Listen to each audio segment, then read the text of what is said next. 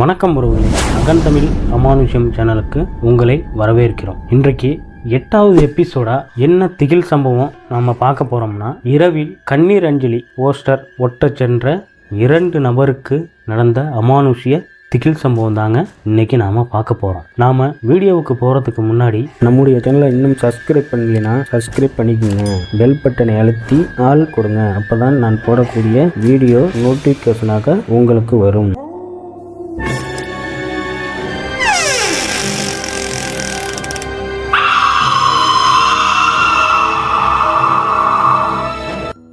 நம்ம சேனலை நிறைய பேர் சப்ஸ்கிரைப் பண்ணாமல் தான் பார்த்துட்ருக்கீங்க. கண்டிப்பாக சப்ஸ்கிரைப் பண்ணிடுங்க, லைக் பண்ணிடுங்க. வாங்க வீடியோவுக்கு போகலாம். உறவுகளே, இந்த சம்பவத்தை நம்மள்கிட்ட பகிர்ந்தது யாருன்னு பார்த்தீங்கன்னா, சிவதாஸ் என்கின்ற நண்பர் தாங்க நம்மள்கிட்ட பகிர்ந்தது. இந்த சம்பவம் எங்கே நடக்குதுன்னா, திருவாரூர்லேருந்து பக்கத்தில் ஒரு அழகிய கிராமத்தில் நடக்குது. இந்த சம்பவம் எப்போ நடந்துச்சுன்னு பார்த்தீங்கன்னா 2020 காலகட்டத்தில் நடந்திருக்கு. இந்த சம்பவம் யாருக்கு நடந்துச்சுன்னு பார்த்தீங்கன்னா, சிவதாஸுக்கும் கூட சென்ற அவருடைய நண்பருக்கும் தாங்க நடந்திருக்கு. நண்பர் சிவதாஸை பற்றி சொல்லணும்னா, அவருடைய வேலை பார்த்தீங்கன்னா டிரைவர் வேலை. அது பார்த்தீங்கன்னா ஒரு அந்த குட்டியான ஆட்டோ அந்த மாதிரி 2 வாகனங்களும் ஓட்டுவது அவருடைய வழக்கம். இந்த சம்பவத்தன்று இவருடைய முதலாளியின் உறவினர் ஒருவர் இறந்துள்ளார். அதனால் அவங்க முதலாளி என்ன சொல்லியிருக்காருன்னா, இந்த மாதிரி கண்ணீர் அஞ்சலி போஸ்ட் ஒட்டணும், போயிட்டு பக்கத்து ஊர்லலாம் போயிட்டு ஒட்டிட்டு வாங்க சொன்னதுமே, சரி நாங்கள் ஒட்டிட்டு வர்றோம் அப்படின்னு சொல்லிட்டு சிவதாஸும் அவர் நண்பர் சுரேஷ் 2 பேருமே சரின்னு சொல்லிட்டு கிளம்பியிருக்காங்க. எப்படி பார்த்தீங்கன்னா, ஒரு ஆட்டோ அவங்க முதலாளிகிட்ட ஆட்டோ இருக்குது, அந்த ஆட்டோவை எடுத்துக்கிட்டு கிளம்பியிருக்காங்க. இரவு 11 மணிக்கு 2 பேருமே ஆட்டோவை எடுத்துகிட்டு கிளம்பியிருக்காங்க. அப்படியே பரவாயில்ல, ஒவ்வொரு ஊர்லேயும் அந்த போஸ்ட்டை ஒட்டிக்கிட்டு அப்படியே வர்றாங்க. நள்ளிரவு 1 மணி ஆயிடுச்சு. 1 மணி ஆனதுமே எல்லா போஸ்ட்டும் ஒட்டி முடிச்சிட்டாங்க. ஒட்டி முடித்தோன்னே இரவு டீ கடையில் ஒரு இடத்துல போயிட்டு டீ சாப்பிட்டுட்டு இருக்காங்க. டீ சாப்பிடும் பொழுது அவங்க முதலாளிக்கிட்ட சொல்கிறாங்க, இது மாதிரினா எல்லா போஸ்ட்டும் நாங்கள் ஒட்டிட்டோம், என்ன பண்ணுறதுன்னு கேட்டதுக்கு, இங்கே படுத்துங்க, அங்கே பக்கத்தில் அவங்க வீடு இருந்திருக்கு, பக்கத்துலேயே நீங்கள் படுத்துங்க, உங்கள் ஊருக்கெல்லாம் நீங்கள் போக வேணாம், ஏன்னா அந்த நீங்கள் போகிற ரூட்டு வந்து கொஞ்சம் மோசமான ரூட்டு, அதனால் அங்கெல்லாம் போகாதீங்கன்னு சொன்னதுக்கு, இல்லைண்ணே நாங்கள் போய்க்கிறோம், அதெல்லாம் நான் பார்த்துக்குறேன் அப்படின்னு சொல்லிட்டு சிவதாஸும் ஒரு சுரேஷ் என்பவரும் சொல்லிட்டு 2 பேரும் இது பண்ணுவோம். சரி பார்த்து போங்கன்னு சொல்லிட்டு ஒரு முதலாளியும் ஃபோனை வச்சதுமே இவங்க டீலாம் குடிச்சிட்டு அவங்க போகிற பாதை பார்த்தீங்கன்னா, பைபாஸ் வழியாக அவங்க போகணும்னா ஒரு 20-25 கிலோமீட்டர் ஆகும் அவங்க ஊருக்கு போகிறதுக்கு. குறுக்கு ரோட்டில், அதாவது குறுக்க அந்த ரோடு பார்த்திங்கன்னா சுத்தமாக எந்த ஒரு லைட்டு வெளிச்சமும் கிடையாது, பயங்கரமாக இருட்டாக இருக்கும். 2 பக்கமும் ஃபுல்லாக வயல், நடுவில் ஒரு சிங்கிள் ரோடு, அதாவது ஒரு வண்டி போகலாம் அந்த மாதிரி ஒரு ரோடு. எப்படியா இருந்தாலும் ஒரு 15 கிலோமீட்டர் தான் வரும். அப்படிங்கிறனால ஒரு அரை மணி நேரத்தில் போயிடலாம் அப்படின்னு சொல்லிட்டு அந்த வழியில் போகிறதுக்காக 2 பேரும் முடிவு பண்ணி டீலாம் குடிச்சிட்டு அந்த வழியாக போகிறாங்க. அந்த வழியாக கொஞ்சம் தூரம், அதாவது என்ட்ரன்ஸ் ஆகுறாங்க, உள்ளே போகிறாங்க. உள்ளே போனோடனே அவங்களுக்கு 2 பேருக்குமே கொஞ்சம் பயமாக தான் இருக்குது. ஏன்னா பார்த்தீங்கன்னா பயங்கரமான இருட்டு, இவ்வளோ இருட்டாக இருக்குது. இவங்க ஆட்டோவில் 2 பேர் தான் மட்டும்தான் அந்த ரூட்டில் போகிற மாதிரி இருக்குது இவங்களுக்கு. ஏன்னா பொதுவாகவே அந்த ரூட்டில் அப்படி தான் பார்த்தீங்கன்னா, பகலில் தான் ஒரு 2-3 பேர் வருவாங்க.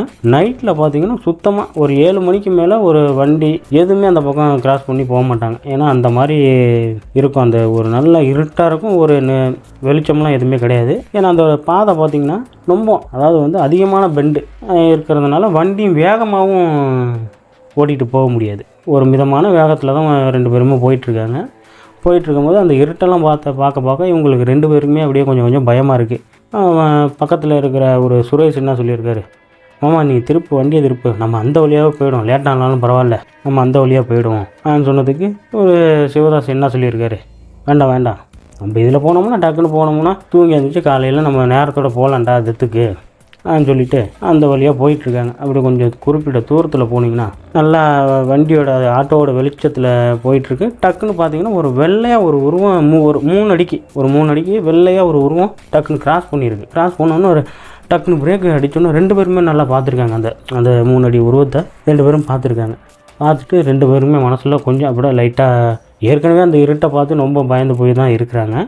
இருந்தாலுமே அந்த உருவம் டக்குன்னு கிராஸ் பண்ணோன்னே 2 பேருக்குமே டக்குன்னு ஒரு மாதிரி ஒரு பயம் வந்துருச்சு. அவர் சுரேஷ் என்பவர் என்ன சொல்லியிருக்காரு, என்னம்மா இன்னமும் போகிற மாதிரி இருக்குது, என்னது ஆனால் இல்லைடா, ஏதாவது இந்த நிழல் ஏதாவது பயத்தை வெளியில் காட்டிக்க கூடாமல் சிவதாஸ் சொல்லியிருக்காரு. அவர் ரொம்ப பயந்துருவார்னு சொல்லிட்டு அப்படியே சொல்லிட்டு போயிட்டுருக்கும்போது இன்னும் ஒரு 50 மீட்டர் போயிருப்பாருங்க. போயிருக்கும்போது டக்குன்னு மறுபடியும் அதே மாதிரி டக்குன்னு ஒரு உருவம் கிராஸ் பண்ணி போயிருக்கு. இவர் இப்போ வந்து 2 பேருமே நல்லா பார்க்குறாங்க. ஆனால் வெள்ளையான ஒரு உருவம் தெரியுது. கிராஸ் பண்ணதுமே 2 பேருக்குமே டக்குன்னு மறுபடியும் பயம். அந்த பயத்தில் தான் இருந்துக்கிட்டு இருக்காங்க. சுரேஷ் என்ன சொல்கிறாரு, மாமா இது முதலாளி தான் வந்து இந்த பக்கம் தான் போவேன்னான்னு சொன்னாங்களே, நீ ஏன் தேவையில்லாமல் பண்ணிகிட்ருக்க, நம்ம வண்டியை திருப்பு, நம்ம அந்த பைபாஸ் வழியாகவே நம்ம போயிடுவோம் அப்படின்ட்டு சொன்னதுமே, ஏன்னா வந்து இவங்க வந்து இப்போ கொஞ்சம் பாதி தூரத்தில் வந்துட்டாங்க. திரும்பி இந்த பக்கம் போகிறதுக்கு உங்களுக்கு பயமாக இருக்குது, முன்னாடி போகிறதுக்கும் பயமாக இருக்குது. என்னடா பண்ணுறதுன்னு நினச்சிக்கிட்டு அப்படியே இருடா, அதெல்லாம் நீ பயப்படாத, உனக்கு பயமாக இருந்துச்சுன்னா அப்படியே ஆட்டோ வழியாக கண்ணை மூடிட்டு குப்புறக்க படுத்துக்க, நான் வந்து வண்டியை ஓட்டிகிட்டு போயிட்டுருக்கேன் அப்படி சொல்லிவிட்டு சுரேஷை திட்டியிருக்காரு. இப்படியே கண்ணை மூடிக்கிட்டு படுத்துக்க, நான்லாம் வண்டி ஓட்டுறேன், இப்படியே எதையும் பார்க்காத, கண்ணை மூடிட்டு படுத்துக்கான்னு சொன்னதுமே அப்படியே 2 பேரும் பயத்தோடு அப்படியே கொஞ்சம் தூரத்தில் போயிட்டுருக்காங்க. கொஞ்சம் தூரத்தில் போனோன்னே இருக்காங்க, மிதமான அந்த வேகத்தில் தான் போயிட்டுருக்காங்க. கொஞ்சம் ஒரு 100 மீட்டர் தூரத்தில் பார்த்தீங்கன்னா நல்லா அடர்ந்த ஒரு ஆலமரம். எப்படின்னா அந்த ஆலமரம் பார்த்தீங்கன்னா பகல்லையே பார்த்தீங்கன்னா பயமாக தான் இருக்கும். ஆனால் அவ்வளோ அடர்த்தியாக ஒரு மாதிரி நல்லா காடு மாதிரி இருக்கும். அப்படி போயிட்டுருக்கும்போது அந்த இடத்துல பார்த்தீங்கன்னா ஒரு வெள்ளையாக ஒரு உருவம் அப்படியே நின்றுக்கிட்டு இருக்கும்போது இவங்க வண்டி அப்படியே போயிட்டுருக்கு. அந்த உருவம் அப்படியே அந்த ஆலமரத்தை கிராஸ் பண்ணி உள்ளே போகுதுங்க. நல்லா இவங்க 2 பேருமே பார்க்குறாங்க. 2 பேருக்குமே அதிர்ச்சியில் கை காலெலாம் நடுக்குது.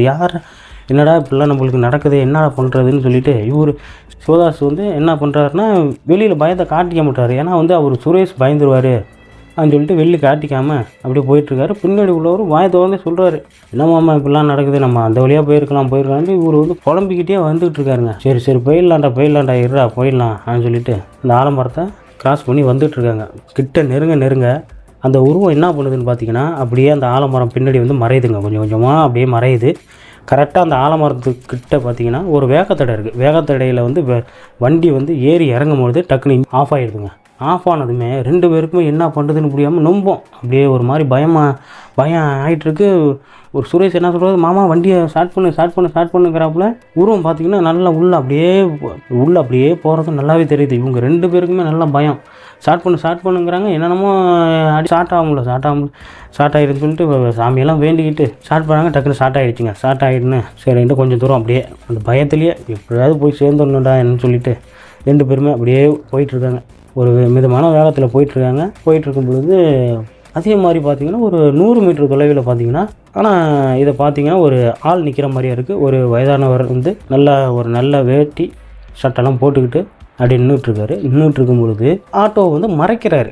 எப்படின்னா நம்ம வந்து ஆட்டோவில் வந்து பேசஞ்சர் ஆளுங்களை ஏற்றுனா வந்து அவங்க மறைப்பாங்களே, அந்த மாதிரி வந்து மறைத்தோன்னே ஆகா நம்மளுக்கு துணைக்கு வந்து ஒரு ஐயா வராரு, அதனால் வந்து நம்ம பயம் இல்லாமல் போகலாம் அப்படின்னு சொல்லிட்டு, ஏன்னா இதுக்கப்புறம் ஏதோ ஒரு அமானுஷம் மாதிரி நம்மளுக்கு நடந்துக்கிட்டு இருக்குது, இந்த ஐயா வந்து நம்ம துணைக்கு வந்தாருன்னா அவர்கிட்ட பேச்சு கொடுத்துக்கிட்டே நம்ம ஒரு துணைக்கு ஆள் இருந்த மாதிரியே இருக்கும் அப்படின்னு சொல்லிட்டு இவங்களுக்கு அப்படியே மனசில் கொஞ்சம் லைட்டாக கொஞ்சமாக ஒரு திருப்தி கிடைக்கிதுங்க. அப்படியே வண்டியை மெதுவாக நவுத்திக்கிட்டு போயிட்டுருக்கும் பொழுது அதே மாதிரி தாங்க நடக்குது. என்ன நடக்குதுன்னு பார்த்தீங்கன்னா, அந்த ஆட்டோவில் ஏற மாதிரியே ஒரு கையை காட்டிக்கிட்டு இருந்தவர் அப்படியே இவங்க ஆட்டோவை நெருங்க பார்த்தீங்கன்னா அங்கே ஒரு பனை மரம் இருந்திருக்கு. பனை மரம் பக்கத்தில் அப்படியே கிராஸ் பண்ணி அப்படியே கீழே இறங்கி வயலில் இறங்கி போயிட்டு இருக்காருங்க. என்னடா அங்கேயும் நம்ம இதே மாதிரி தான் நடந்தது, இங்கேயும் இதே மாதிரி தான் நடக்குது, ரொம்ப நம்மளுக்கு வந்து ரொம்ப அமானுஷமாக நடக்குதுன்னு சொல்லிட்டு 2 பேருமே ஒரு சுரேஷ் வந்து அழுவாத குறை தாங்க. ரொம்ப அவருக்கு என்ன பண்ணுறது ஏது பண்ணுறதுன்னு தெரியாமல் அவர் கத்துலேயே அவருக்கு ஏதோ ஆன மாதிரியே ஃபீல் பண்ணுறாரு. யார் சிவதாஸ் வந்து ஃபீல் பண்ணியிருக்காரு. அந்த அளவுக்கு ரொம்ப பயத்தில் என்னென்னமோ பேசுகிறாரு. யார் சுரேஷ் வந்து ரொம்ப என்னென்னமோ பேசிகிட்ருக்காரு. பயத்தில் என்ன பண்ணுறது ஏது பண்ணுறதுன்னு தெரியாமல் பயங்கரமாக என்னென்னமோ பேசிகிட்ருக்காரு. 2 பேருமே பயந்துக்கிட்டு போயிட்டுருக்காருங்க. ஆட்டோவில் போயிட்டுருக்காங்க. இன்னும்பளுக்க வந்து என்ன இருந்தாலும் பரவாயில்ல, வண்டியை நம்ம ஸ்லோவே பண்ணக்கூடாதுன்னு சொல்லிட்டு அப்படியே மிதமான வேகத்தில் அப்படியே போயிட்டுருக்கும் பொழுது அதே மாதிரி 3ஆவது டைம் பார்த்திங்கன்னா ஒரு குறிப்பிட்ட தூரத்தில் பார்த்திங்கன்னா அதே ஒரு உருவம் அப்படியே நின்றுட்டுருக்குங்க. இன்னொன்று சிவதாஸ் வந்து நல்லா பார்க்குறாருங்க. 2 பேருமே நல்லா பார்க்குறாங்க. 2 பேருமே நல்லா பார்த்துட்டு சிவதாஸ் சொல்கிறாரு, தம்பி நம்மளுக்கு நீ வந்து எதுவும் பண்ணாத, நீ இப்படியே கீழே குமிஞ்சிக்கிட்டே வா, அந்த உருவத்தை நம்ம 2 பேருமே பார்க்கக்கூடாது, பார்க்காம நம்ம இப்படியே வண்டி எடுத்துகிட்டு சருன்னு நம்ம கிளம்பிடுவோம். ஏன்னா நம்ம பார்க்குறதுனால தான் நம்மளுக்கு ஏதாவது இது மாதிரி அமானுஷங்கள் தோணுதா என்னன்னு தெரியல அப்படின்னு சொல்லிட்டு 2 பேருமே அந்த உருவத்தை பார்க்காதன்னு சொல்லிவிட்டு இவர் அப்படியே மிதமான வேகத்தில் அப்படியே ஆட்டோவை எடுத்துக்கிட்டு அப்படியே போயிட்டுருக்காருங்க. அந்த உருவத்தை நெருங்க 2 பேருமே அந்த உருவத்தை அவங்க வந்து கவனிக்காத மாதிரியே உள்ளுக்குள்ளே வந்து ஒரு பயம் இருக்குது. இருந்தாலும் அந்த பயத்தை வெளியே காட்டிக்காமல் அப்படியே வண்டியை போயிட்டுருக்காங்க. அதை கிராஸ் பண்ணி போகிறாங்க. இவர் சுரேஷ் வந்து மாமான்ட்டு புலம்பிகிட்டே வராது. சத்தம் போடாமல் நீ பொட்டிக்க கண்ணை மூடிக்க, நான் அப்படியே வண்டியை எடுத்துகிட்டு ஸ்பீடாக போயிடுறேன்னு சொல்லிட்டு 2 பேரும் அப்படியே அந்த உருவத்தை கிராஸ் பண்ணுற மாதிரி போகிறாங்க. திரும்பி பார்த்து பயந்துருவானோன்னு சொல்லிட்டு சைடு மிரர் வழியாக வந்து இவர் பார்க்குறாருங்க. பார்த்ததுமே இவங்க 2 பேருக்குமே அதிர்ச்சி, இதே துடிப்பை நின்று போகிற அளவுக்கு அதிர்ச்சி ஆகிருக்குங்க. என்ன நடந்துச்சுன்னு பார்த்தீங்கன்னா, அந்த சைடு மிரர் வழியாக சிவதாஸ் வந்து அந்த பார்க்குறாருங்க. என்னன்னா சுரேஷ் வந்து அந்த உருவத்தை திரும்பி ஏதாவது பார்த்துருவானோன்னு சொல்லிட்டு இவர் சொல்லிக்கிட்டே திரும்பி பார்த்துறாதான்னு சொல்லிட்டு சைடு மிரரை பார்க்குறாருங்க. பார்த்ததுமே டக்குன்னு அந்த உருவத்தோட முகம் மட்டும் அந்த சைடு மிரருக்கு பக்கத்துலேயே வந்து அந்த முகத்தை காமிச்சிருக்குங்க. அந்த முகம் எப்படி இருக்குன்னு பார்த்தீங்கன்னா, அப்படியே கண்ணெல்லாம் அப்படியே பிதுங்கி போய் கண் சைட்லலாம் ரத்தமாக வலியுது, வாயிலேருந்து ரத்தம் வலியுது. முகம்லாம் பார்த்தீங்கன்னா அப்படியே வெட்டின மாதிரி, அப்படியே செதிலாக வெட்டின மாதிரி அவ்வளோ ரத்தம், அப்படியே ரத்தம் சொட்டாக கொட்டிக்கிட்டு இருக்கு. இவங்க 2 பேரும் பார்த்துட்டு அதை டப்புன்னு பிரேக் அடிச்சிருக்கேன். பிரேக் அடிச்சுன்னா பட்டப்பன்னு சவுண்டு பயங்கரமாக வந்திருக்கு. 2 பேருக்குமே என்ன பண்ணுறதுன்னு தெரியாமல் 2 பேருமே பயங்கரமாக கத்திருக்காங்க.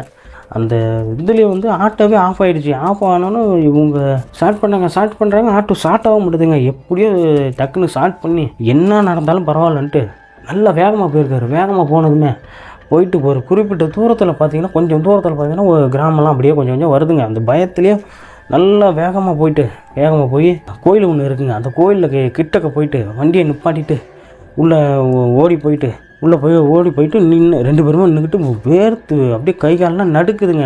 நடந்துக்கிட்டு இதய துடிப்புலாம் அதிகமாக இருக்குது. அப்படி கண்ணை மூடிக்கிட்டு வேர்த்து ஒளிவிட்டு 2 பேருமே நின்றுக்கிட்டு வந்தாருமே.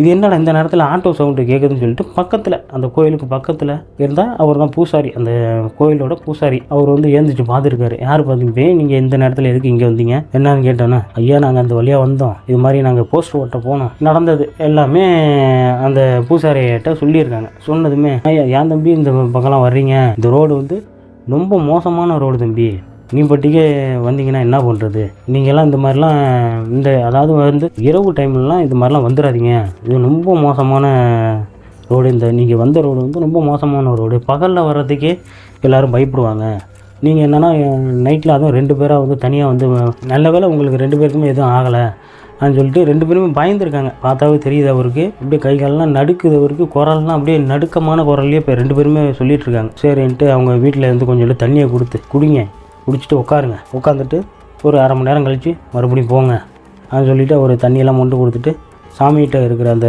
திருநூறு அள்ளி கையில் கொடுத்துருக்காரு. சாமிகிட்ட இருந்த அந்த எலுமிச்சம்பழம் எடுத்து கையில் கொடுத்துட்டு இதை கையில் வச்சுங்க, சாமிகிட்ட இருந்தால் தான் இதுக்கப்புறம் உங்களுக்கு வந்து எந்த ஒரு கதை, நீங்கள் சரின்னு வீட்டுக்கு போயிடலான்னு சொல்லிவிட்டு சரி ஐயா நாங்கள் கிளம்புறோம்னு சொல்லிவிட்டு 2 பேருமே கிளம்பி நேராக அவங்க நிப்பாட்டி பேசுகிறதுலேருந்து பார்த்திங்கன்னா அவங்க கிராமம் வந்து பார்த்திங்கன்னா ஒரு 5 கிலோமீட்டர் தான். சரின்னு வண்டி எடுத்து அதுக்கப்புறம் மெயின் ரோடு வந்துருச்சு. மெயின் ரோட்லேருந்து நல்லா வேகமாக போயிட்டு அதிகமான வேகத்தில் போயிட்டு அவங்க வீட்டுக்கு போயிட்டாங்க. வீட்டில் போயிட்டு ஆட்டோவை போய் நிப்பாட்டிட்டு 2 பேருமே போய் படுத்துருக்காங்க. இவர் சுரேஷ் வந்து அவங்க வீட்டில் போய் படுத்துட்டாரு, சிவதாஸ் வந்து அவங்க வீட்டில் போய் படுத்துட்டாருங்க. படுத்துட்டு காலையில் வந்து நேரத்தோடு போகணுன்னு தானே சொல்லிகிட்டு இருக்காங்க. ஏன்னா வந்து டெத்து அங்கே போகணும் தானே சொல்லிகிட்டு இருந்தாங்க. 2 பேருமே போகல. 2 பேருமே போகாமல் அவங்க முதலாளி வந்து ஒரு தெரிஞ்சாளி மூலமாக இவங்க 2 பேரும் மொபைலுமே அதாவது வந்து செல்ஃபோனுமே ஆஃபில் இருக்குது. என்னடா 2 பேருமே ஃபோன் எடுக்கலை அப்படின்னு சொல்லிவிட்டு அதை முதலாளி வந்து ஒரு ஆளை விட்டு பார்க்க சொல்லியிருக்காங்க. பார்க்க சொல்லும் போது வந்து பார்த்திங்கன்னா 2 பேருக்குமே பயங்கரமாக நெருப்பாக அப்படியே ஜுரம் அடிக்குதுங்க. பயங்கரமாக ஜுரம் இருக்குது.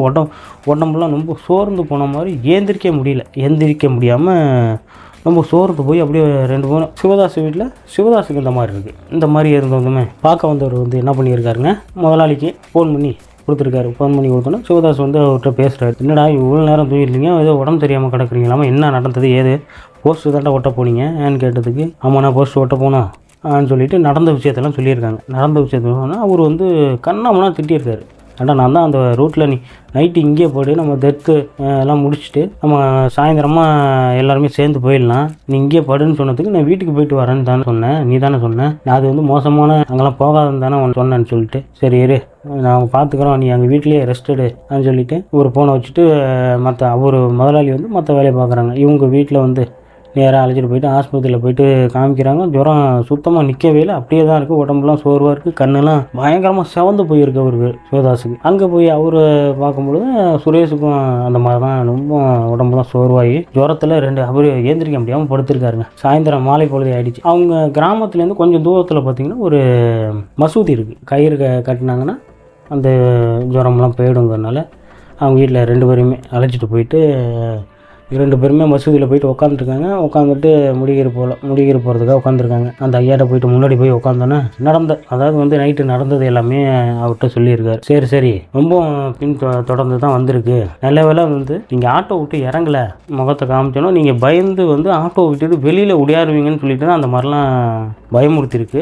அதனால் நீங்கள் நல்ல வேலை பார்த்தீங்கன்னா 2 பேருமே நீங்கள் ஆட்டோவை விட்டு இறங்காமல் இருந்திருக்கீங்க. அதனால் நீங்கள் தப்பிச்சிங்க. இல்லைன்னா உங்களுக்கு நீங்கள் ஆட்டோவை விட்டுட்டு இறங்கி ஓடி இருந்தீங்கன்னா உங்களுக்கு ஏதாவது ஒரு அசம்பாவிதம் நடந்திருக்கும். நல்ல சுதாரித்து நீங்கள் ஆட்டோவை டக்குன்னு ஸ்டார்ட் பண்ணி எடுத்துகிட்டு வந்துட்டீங்க. அதனால் உங்களுக்கு எந்த ஒரு ஆபத்தும் இல்லை சொல்லிட்டு அவங்க 2 பேருக்குமே மந்திரம்லாம் நிறையா ஓதி கயிறெல்லாம் கட்டி விட்டு வீட்டுக்கு அனுப்பியிருக்காருங்க. வீட்டுக்கு வந்ததுங்க ஒரு 2-3 மணி நேரத்தில் அந்த ஜுரம்லாம் நார்மல் ஆகிடுச்சு. முக்கிய நாள் காலையில் வழக்கம் போல் அவங்க வேலைக்கு போகணுங்கிறதுனால ஆட்டோ எடுத்துக்கிட்டு வழக்கமாக வேலைக்கு போயிட்டுருக்காரு. வேலைக்கு போயிட்டுருக்கும்போது அவர் எப்போவுமே அந்த ரூட்டில் பார்த்தீங்கன்னா பகல் பொழுதில் போயிட்டு வந்துக்கிட்டு தான் இருக்கார். ஆனால் இருந்தாலுமே பகலில் போகும்போதும் கொஞ்சம் அந்த நினைவுகள் வந்துக்கிட்டு தான் இருக்கான்.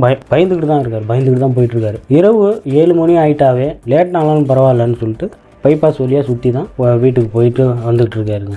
நாங்கள் கண்ணீர் அஞ்சலி போஸ்டர் ஒட்ட போய் கடைசியில் எங்களுக்கே கண்ணீர் அஞ்சலி போஸ்டர் ஒட்டியிருப்பாங்க சொல்லி இந்த திகில் சம்பவத்தை நம்மள்கிட்ட சொல்லி முடிக்கிறாருங்க. இந்த சம்பவத்தை நம்மள்கிட்ட பகிர்ந்த சிவதாஸுக்கு ஒரு நன்றியை தெரிவிச்சுக்கலாங்க. இந்த சம்பவத்தை பற்றிய கருத்துக்களை கமெண்ட் பாக்ஸில் பதிவிடுங்க. இந்த வீடியோ பிடிச்சிருந்துச்சுன்னா லைக் பண்ணுங்கள், கமெண்ட் பண்ணுங்கள், சப்ஸ்கிரைப் பண்ணிடுங்க. அப்போ தான் அடுத்தடுத்து வீடியோ போகிறதுக்கு ஒரு மோட்டிவேஷனாக இருக்கும்.